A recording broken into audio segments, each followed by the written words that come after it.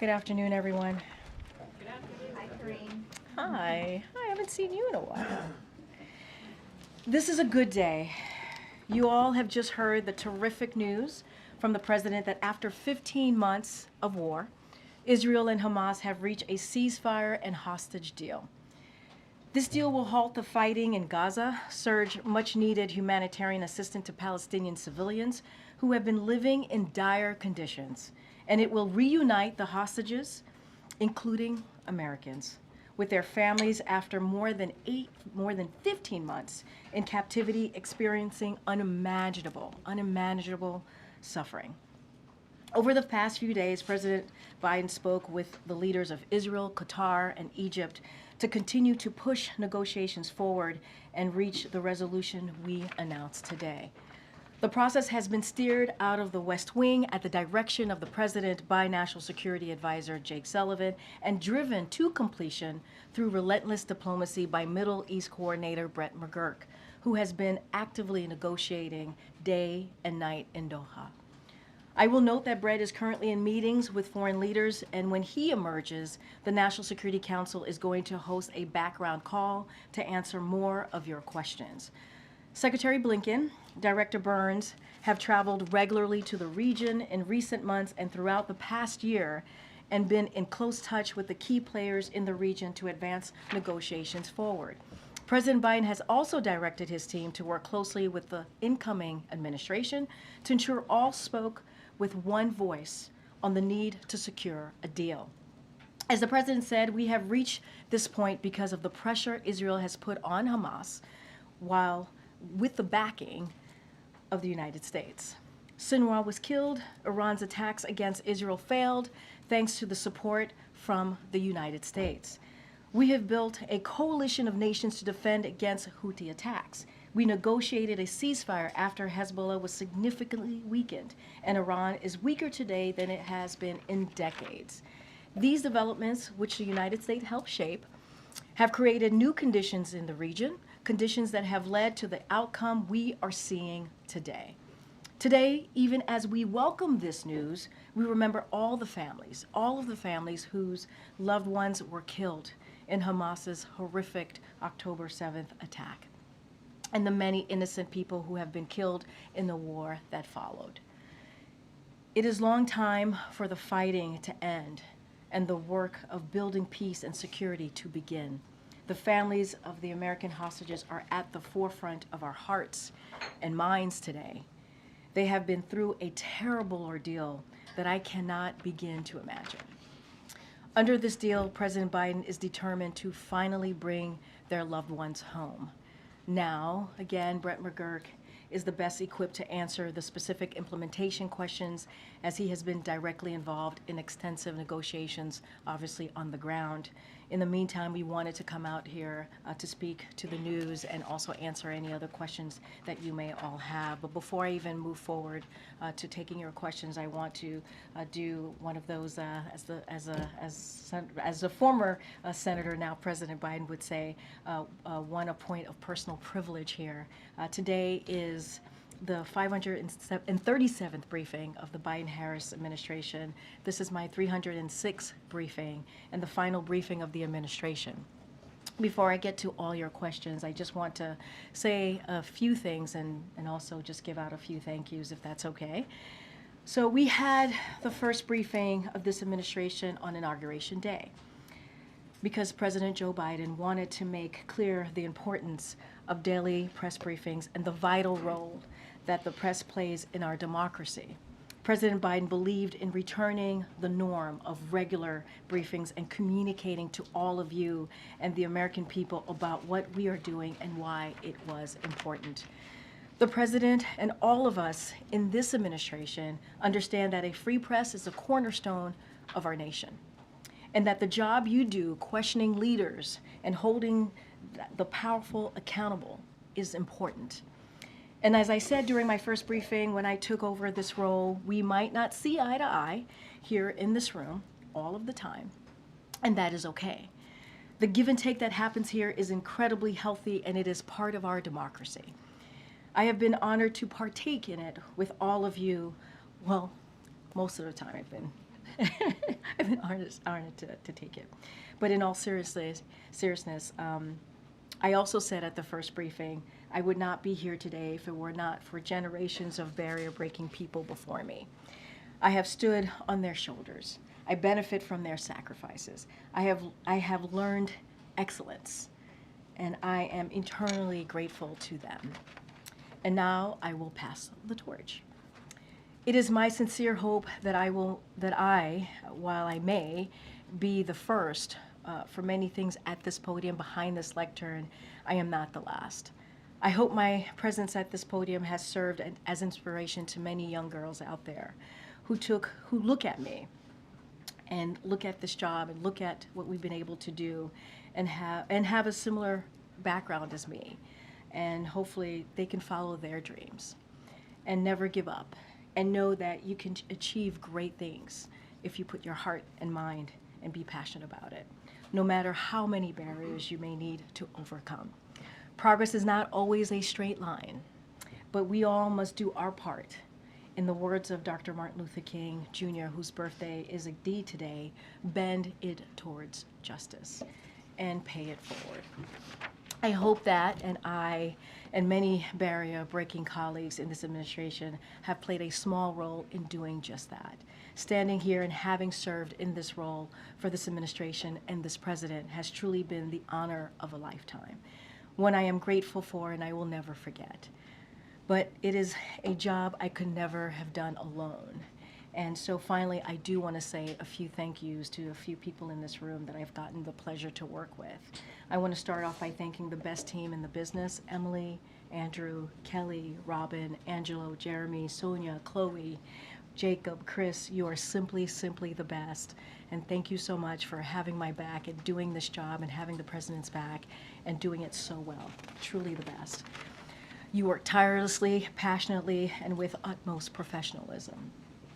You serve the president and this nation well. I am proud to call you all my friends and colleagues. None of this would be possible without all of you. I also want to acknowledge some of the former team members who are with us today. They're spread about here in the back.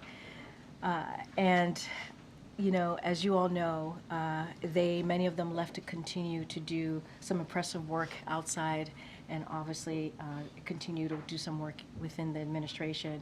Chris Vedant is here as well, who just had a baby girl. Congratulations, Vedant. I had to call you out for that, which is wonderful. You and your wife brought in a beautiful little girl. Alexandra, Silas, Allison, Angela, Natalie. It is all good to see you, and thank you for all that you have done. Thank you for your service. And Jen Saki, who's in the back, thank you so much. I see you, and I'm so grateful that you took the time to be here. And so thank you for your kindness, thank you for your friendship, and we've missed you around here, and it's so good to see your face. I also want to thank my parents. Growing up as an immigrant family in New York, they never imagined their daughter would be standing here today. They worked day and night to give me every opportunity possible. I can't thank them enough, and to my parents, sorry I didn't become a doctor, but hopefully this is okay. And to my lovely, amazing daughter, you have gone too many nights without me being around, and without me being there for school drop-offs, and without your mama around. And I can't wait to spend more time with you. I call her my pudding, so I can't wait to spend more time with you, pudding. Thank you for your love and support and your patience. And finally, I do want to say thank you to President Biden and First Lady Dr. Biden for this incredible opportunity. As I said earlier, standing at this podium behind this lectern, serving the American people and this administration has been an honor of a lifetime. And I will be forever grateful to the President for his trust and this amazing opportunity. And with that, thank you for your patience all. I appreciate that. With that, Zeke. Thanks, Karine. When will the American hostages who are being held by Hamas be released? Will they be released in phase one, or will that come in subsequent phases? And so the president answered this a little bit when he was speaking earlier today. He mentioned phase one. That's when we're going to be seeing that. All the American hostages will come So there will be more details that Brett McGurk will share right after this briefing. But what I will say is just to give you a little bit of how it will work. So during the first phase, which will begin on Sunday, the fighting will stop. Hostages will begin to be released, and aid will surge into Gaza. During these weeks, the second phase of the deal will continue to be negotiated to bring a permanent end to this war.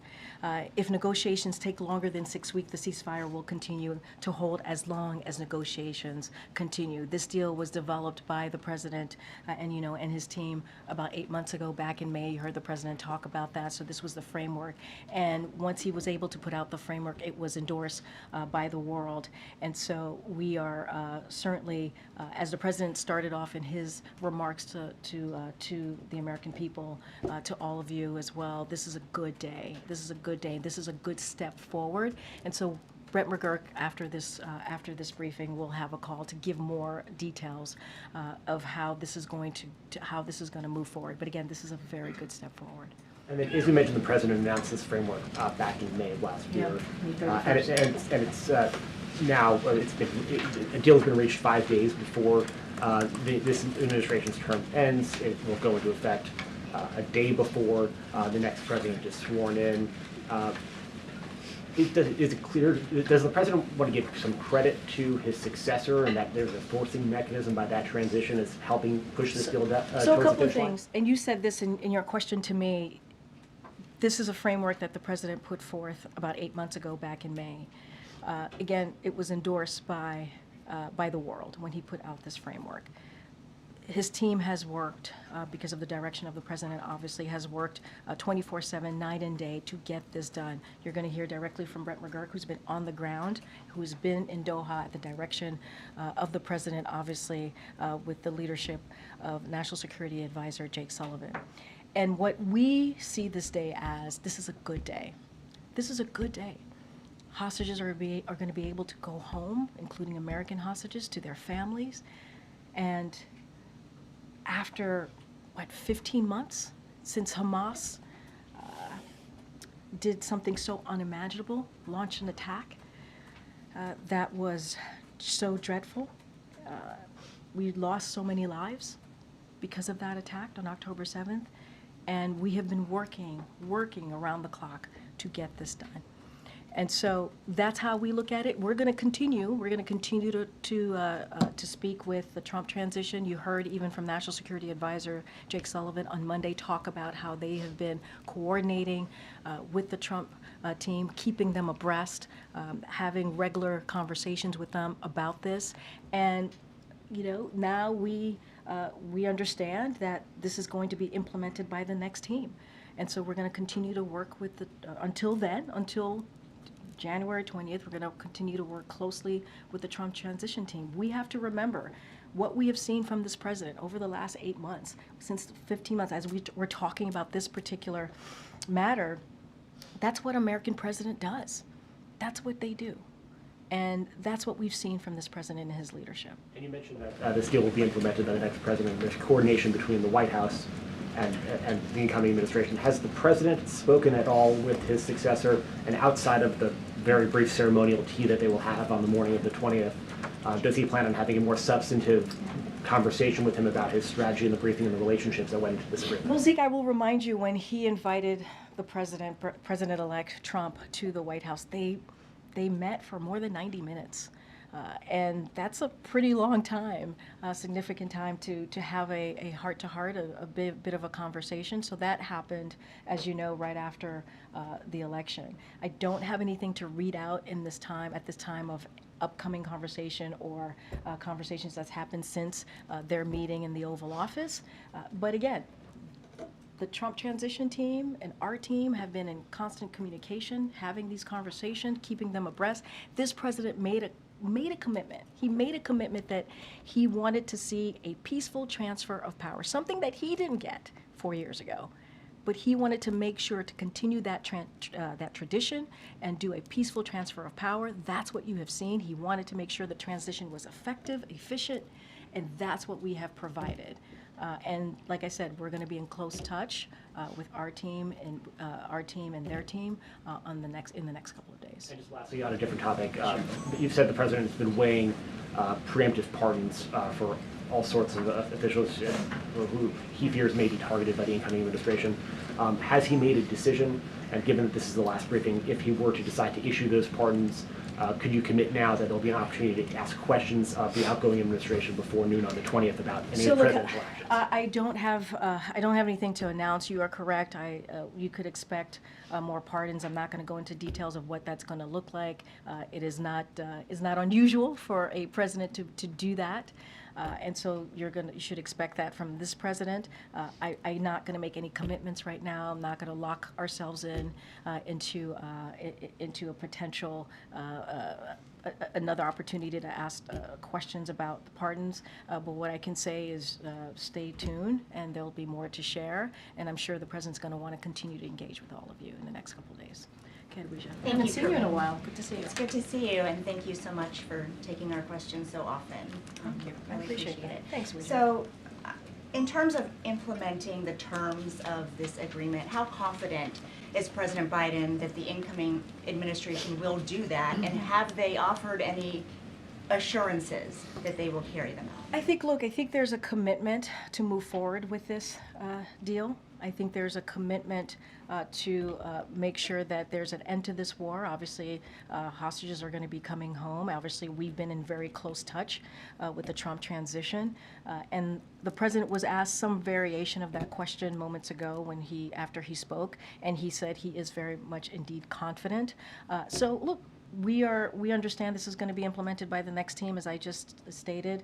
We are going to work closely, in close coordination with the Trump team. As the president has said, and I have said also moments ago, we want this to be in one voice, right? I think that's what you have seen in the past couple of weeks, how we have moved forward in one voice. And this is what's important for the hostages, to get them home, to make sure that we're getting that humanitarian aid into Gaza, and to ending this war that has taken a lot of innocent lives. And so that is the commitment. That is the commitment that you can see from us, and that's what the president believes, that he is confident in how we're going to move forward. Tonight, President Biden is going to be delivering a farewell address. Ahead of that speech, we got a long list of what he views as his greatest accomplishments. Over 100 pages, I believe, right? Did you read? Did you have every word? We have every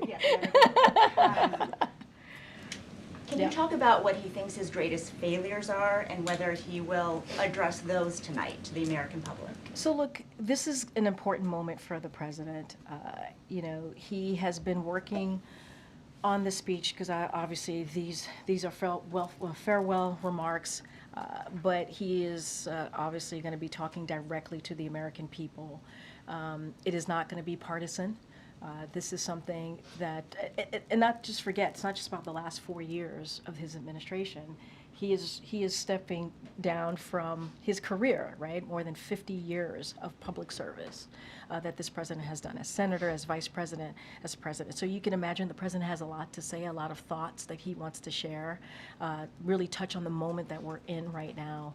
And so that's what you're going to hear from the president. What he wants to do, obviously, is also be positive, talk about what we have been able to do. This is a president that speaks about possibilities and how he sees this country moving forward. And so that's what I could speak to. I'm not going to get ahead of what specifically what the president's going to say. I'm not going to go into line by line, but I can say, and I'd love to say that from here, is stay tuned, and I will leave it there.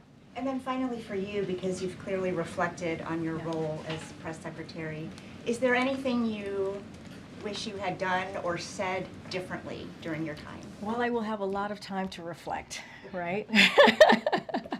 You're not going to catch me up here, Alicia, today, but I will have a lot of time to reflect on my time here. As you know, this is, and I think you've gotten to know a few press secretaries during your career, this is a job that's nonstop.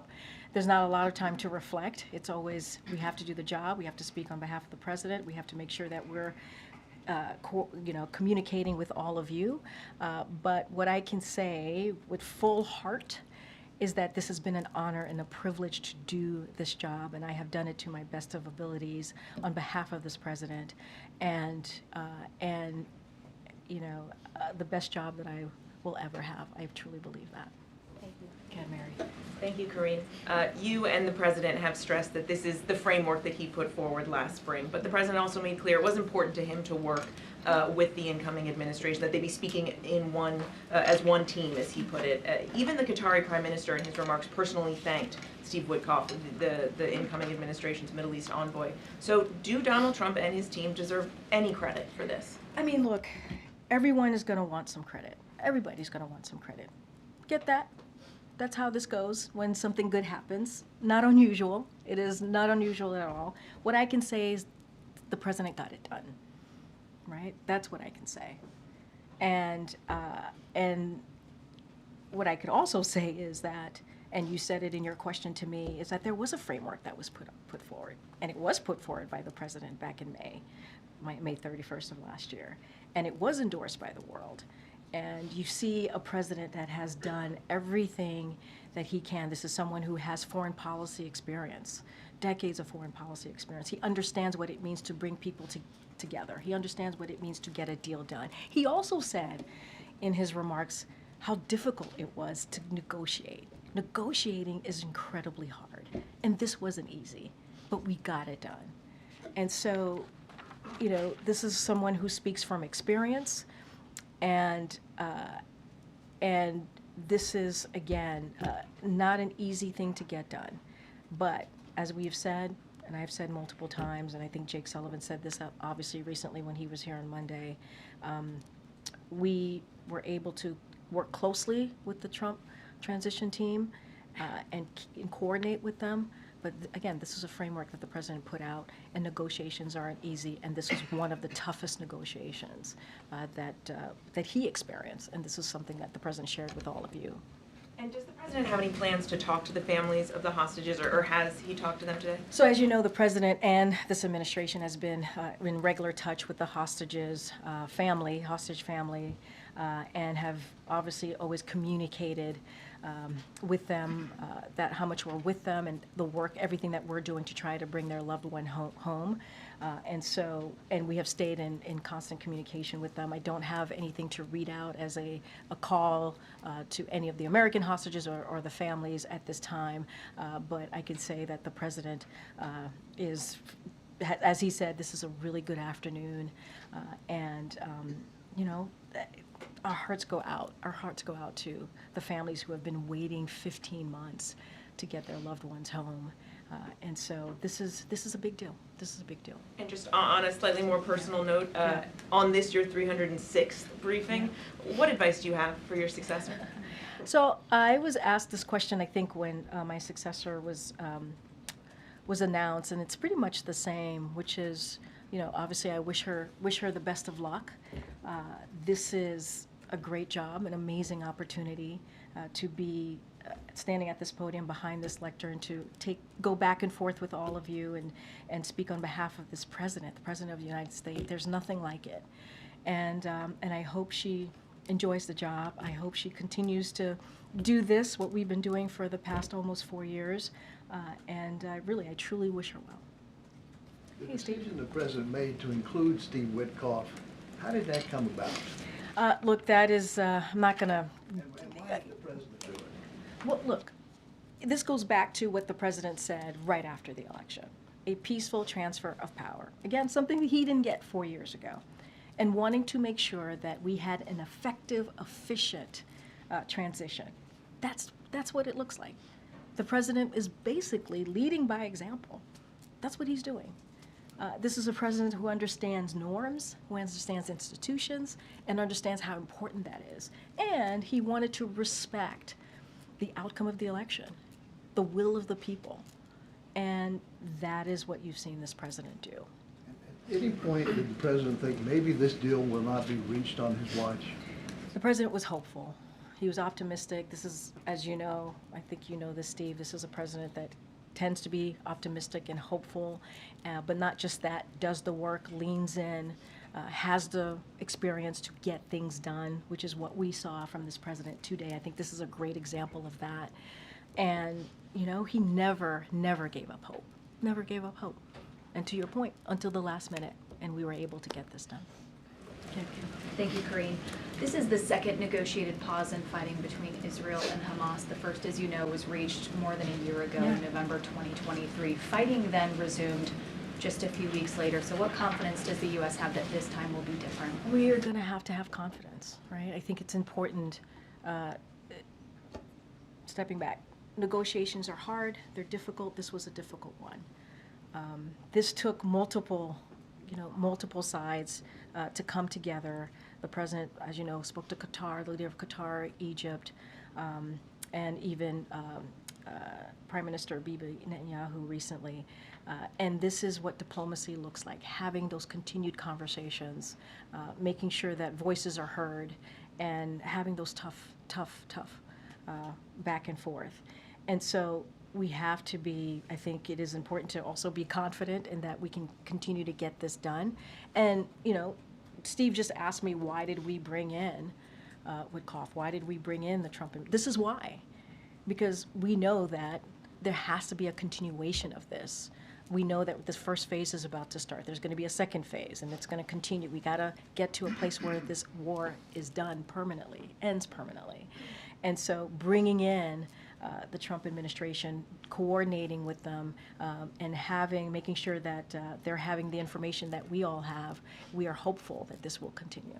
Under the framework, negotiations for that phase 2 would need to begin within a matter of days after phase 1 begins. What is the White House's view of the commitment of the incoming Trump team and the competency of the Trump team to go through those negotiations and get a phase 2 and beyond? So I would refer you to the National Security Advisor. Jake Sullivan talked about his relationship and back and forth with his counterpart and how that has gone very well. And so I think that's a good sign of how this is going to certainly move forward. Again, we have been in close coordination with their team, and we're going to continue to do that. We're going to continue to talk through with them on the next steps, and we're going to and what you have seen, really, what you have seen in the past, certainly a couple of days, couple of weeks, is one voice coming together in one voice to get this deal done. You know, I think a lot of your questions obviously go to the transition team, and they can certainly answer and speak for themselves. But what we can speak to, what I can speak to, is what we've been doing, what we have actively done for the past couple of weeks to get this done in unison, to get this done in a way that that when the transition happens, we have that confidence that we can move this forward, continue to move this forward. More light on other officials from the incoming administration that you and your colleagues in the West Wing have been hosting for meetings and conversations, and what those have looked like? So I can't shed any light on that. What I can say is that we have been working closely with the transition team. We want this to be efficient. We want this to be effective. We are doing this. The president wants to do this on behalf of the American people, and that's what you can count on. I'm not going to list out names of folks who we've been talking to. And just finally, Karine, a new CNN poll that's out this morning shows that just 36% of U.S. adults say they approve of the way that Biden has handled the presidency. To what do you attribute that? I mean, look, I've been very careful in talking about polls and not speaking to every poll. I understand this is a CNN poll. What I can speak to is what the president has done to get things done, to get things delivered for the American people. If you think about beating big pharma, if you think about lowering healthcare costs, bringing manufacturing jobs back, or manufacturing back here more broadly. If you think about insulin, capping insulin at $35 a month for seniors, all of those things that I just listed out are very popular with the American people. They are.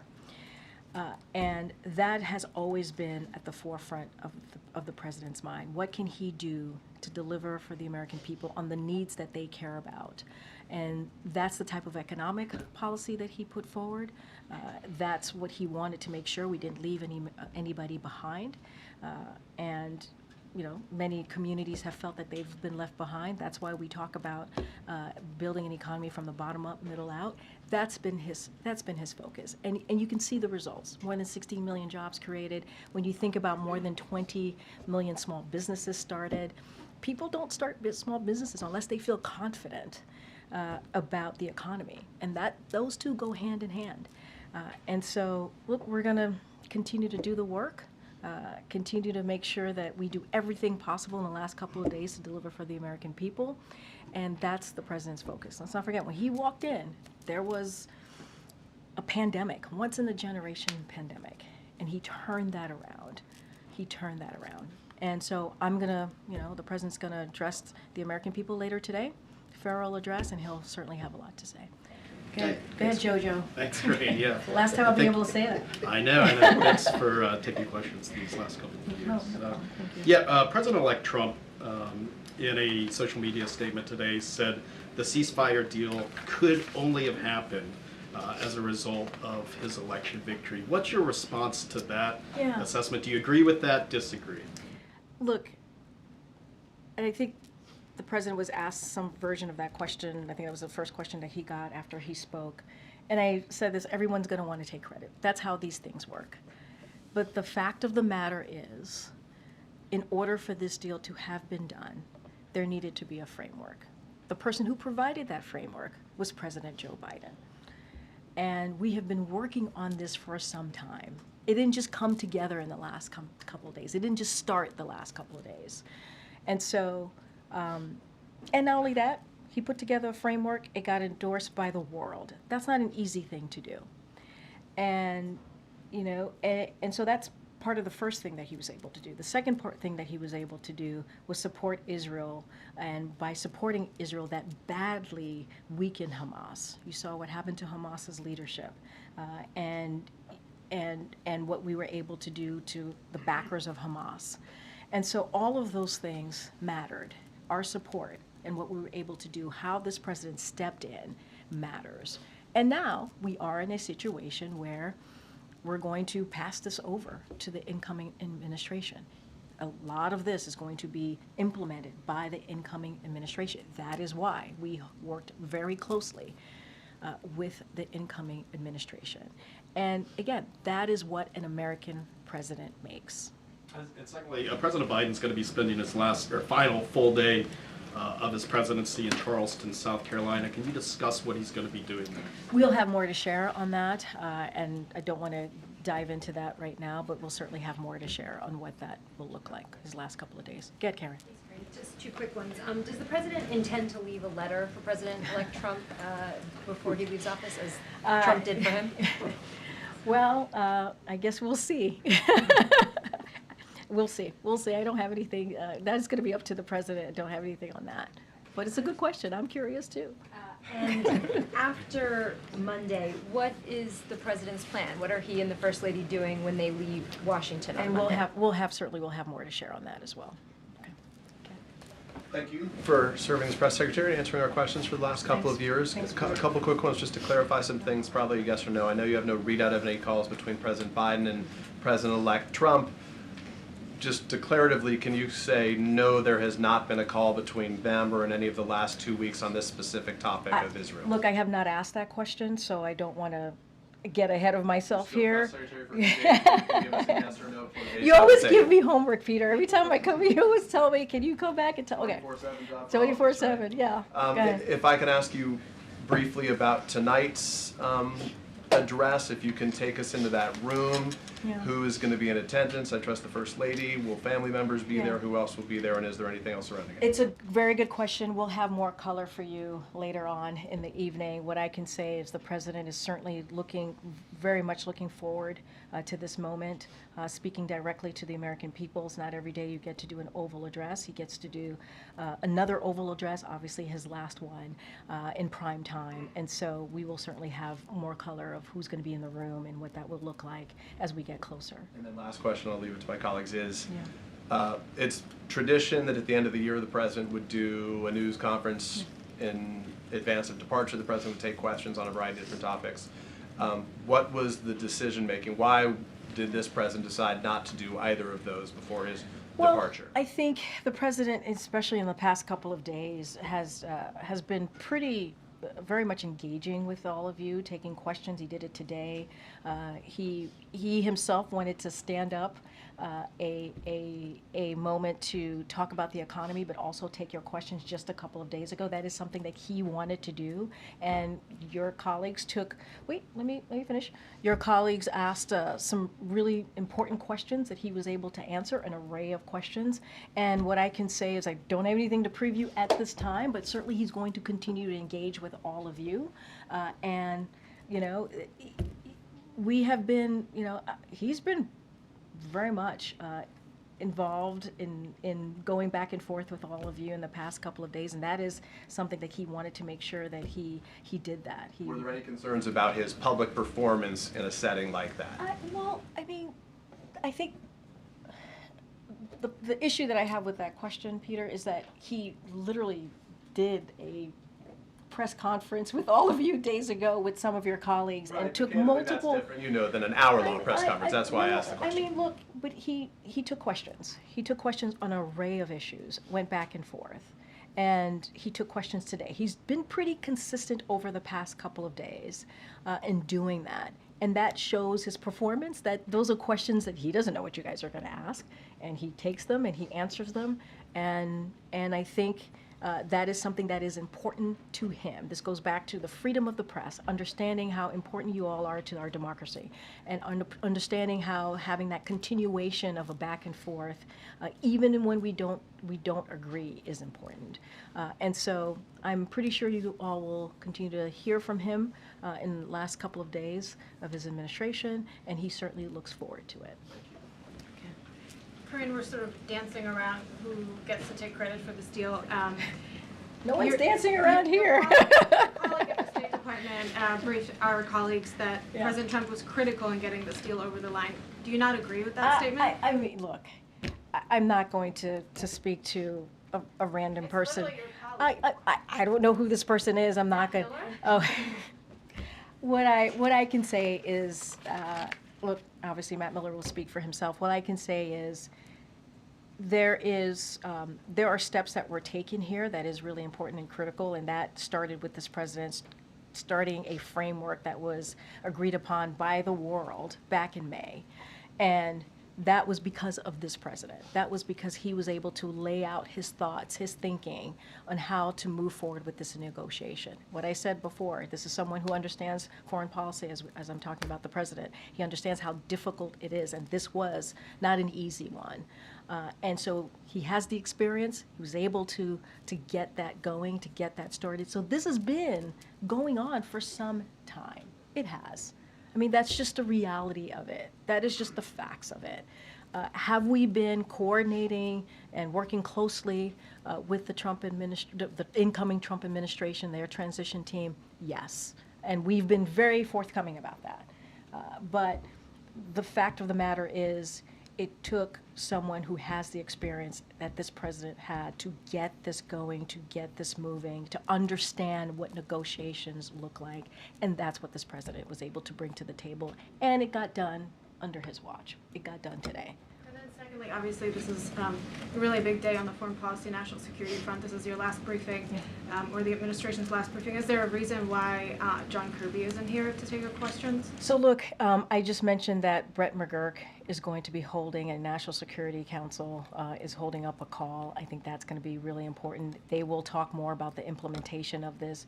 National Security Advisor Jake Sullivan was just here 2 days ago on Monday, and I think kind of laid out a really good framework for all of this, the thinking process, how this was going to move forward.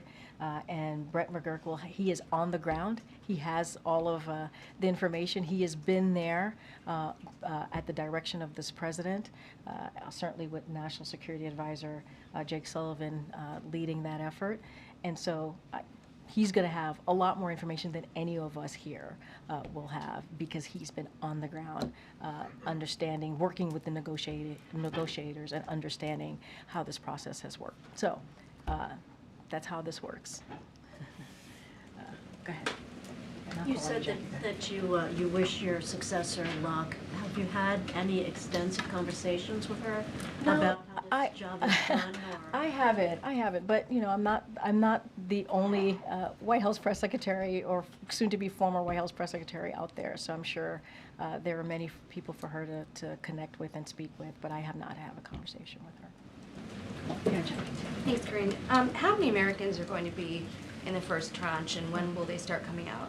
It's a good question. That's why Brett McGurk is going to be holding this National Security Council call. He will have all of that information. The president even said the same thing when he was asked a similar question, that we will have more details to share. And so the National Security Council, Brett McGurk, will share that with all of you, hopefully momentarily, once this is done. I'm confused on why we're having the last briefing of the administration on what's been one of the defining wars of this presidency without being able to answer those questions. I just said he's going to hold a press call, and he'll take your questions on that. Okay. I think that's important to hear directly from the person who's on the ground. I think that's an important thing to do, right? We were under the impression that there were folks here in the building who had those answers, who could tell us. Well, National Security Council is holding up a call so that Brett McGurk can get on that call and take your questions. Okay. Why is it that you seem unwilling to extend any credit to Trump for this deal? Couldn't he just have said, you know, hold off until I'm in office? What I will say is that what we know to be true, what we know this process, how it has moved over the past 8 months, this is a deal that happened under the framework that this president put forward and was endorsed by the world. And this is also an administration that has had certainly the support, the back of Israel that helped denigrate Hamas, their military severely, weaken them. And we created, because of also doing that, we created the conditions for this deal. That is what has happened over the last 8 months. And we have talked closely, worked closely, coordinated closely with the incoming administration, and that is how we've been able to get to this point. And the reason we were able to do that, having that conversation with the transition team, is because this president believed in the importance of having a peaceful transfer of power, right? Of having a transition that worked for the American people and had the American people at the forefront in trying to make sure that we got this done. I guess we've heard variations of that answer through the briefing, but I guess more plainly, I'm wondering, if you'll just say your view, which seems to be that Trump gets no credit. I've shared my view. I don't have anything else to share. I've shared how we got to this point. The president shared that moments ago. He laid out in very succinct way on how we got to this point. I've talked about Brett McGurk, who's on the ground talking to negotiators, has been there working at the direction of this president, the leadership, obviously, of the National Security Advisor. This has been something that has been in the works for months, way before November. That is just how this has worked. I'm not here to talk about the transition. I'm not here to talk about who gets credit, not get credit. I'm here to talk about what this president has been able to do. And here's what is also incredibly important here.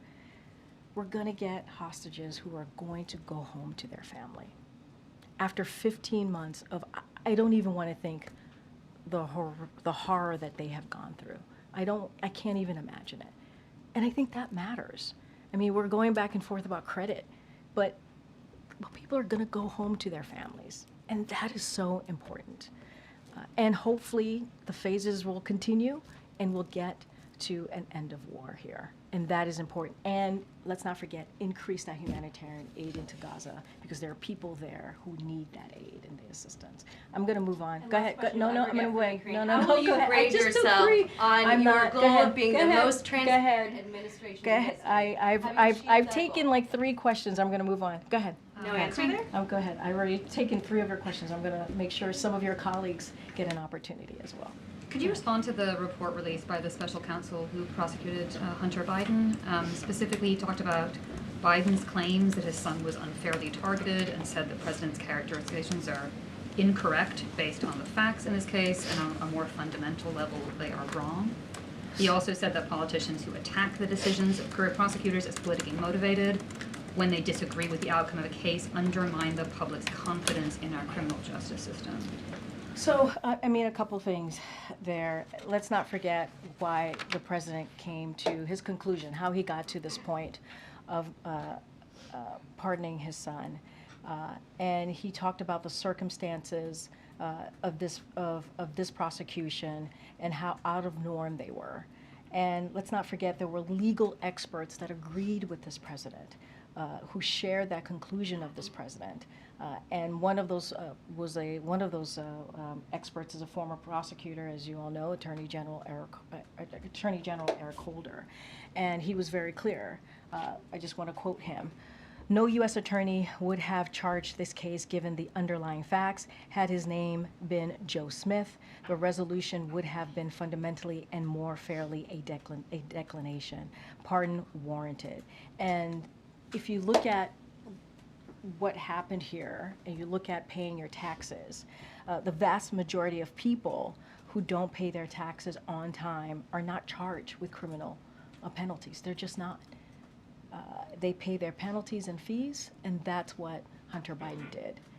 And so the president wasn't alone in this, in making that, when he made that determination, he had legal experts who also agreed with how he, making this decision on pardoning his son, Hunter Biden. No concern that he undermines the public perception of the justice system. I just answered that question. I don't have anything else for you. Okay, go ahead. Hey, Karine. Thanks. I know that you said you don't have details on what the president will be doing on Sunday, but can you expound on why he chose to spend, his last day in office in South Carolina? And we'll have more to share. I don't want to get ahead of that. We'll have more to share. And why South Carolina? Last thing. Yeah. Has the president spoke with Prime Minister Netanyahu, or does he plan to do so in the coming days? Well, as you know, he recently just spoke to him, spoke to the Prime Minister, and if we have more calls to read out, we certainly will do that. I know I have to start wrapping up. Go ahead. Thank you so much, Karine. On Monday, President Biden said he was more optimistic than ever about the future. Isn't he afraid or concerned that part of his legacy could be or is about to be erased by the incoming president? I mean, look, when I answered this question about, I think it was a polling question from Kayla, I also talked about, in my answering that question, how popular some of the things that the president has done. CHIPS and Science Act, bipartisan infrastructure legislation, the PACT Act, and even the provisions of the Inflation Reduction Act. And I talked about the insulin being the insulin at $35 a month for seniors. Those are things, all of those things that I just laid out are popular with the American people. And that is something that the incoming administration has to think about, Republicans on the other side of Pennsylvania has to think about. These are things that are incredibly popular. Some of them, bipartisan infrastructure legislation, CHIPS and Science Act, the PACT Act, were done in a bipartisan way. And so to undo those successes, some of the things, again, popular with the American people, that's something that they have to seriously think about. And what we have done in those historic pieces of legislation that obviously is now law will have lasting effects on people's lives, lasting effect. So he's very confident about that. And one about foreign policy, because President Biden said his presidency restored the U.S. credibility in the world. Jen Psaki actually said that in her first briefing here, that he was going to do this. But when we talk to foreign leaders or diplomats around, many say that the inconsistency of the U.S. foreign policy is making it harder to work together and really trust that U.S. can be a reliable ally. Wait, say that so last what do part you again. tell The them? inconsistency, you said? Yeah, of the U.S. foreign policy. Make it hard to work and trust that U.S. can be a reliable ally. So what message do you... And why are they saying that? What's the inconsistency? Well, one administration come and do a lot Oh. of Cuba and Paris and all, and then you put it back, and now again it's about to be, you know. I mean, on the look, ground, so- I'm not going to get into what the next administration is going to do, not going to do. What I can talk about is what the president wanted to make sure and that he got done in his 4 years here, which is restore the reputation of the United States, which he was able to do.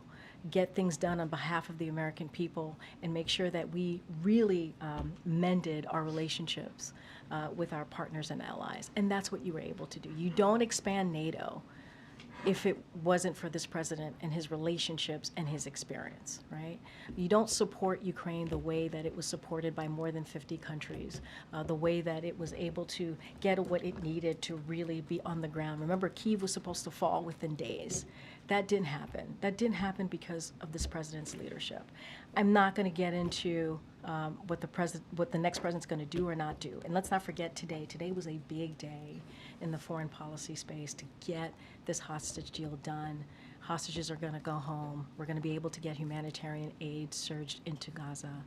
And we're hopefully going to end this war. And that is incredibly important. All right, guys, I have to go. Thank you. Yep. Have you been in touch with Caroline yet? I was Were just you asked this able to- question. I was just asked this question. I have not been in touch with her, but I certainly wish her luck. Thanks, everybody. Why have you not been in touch with her?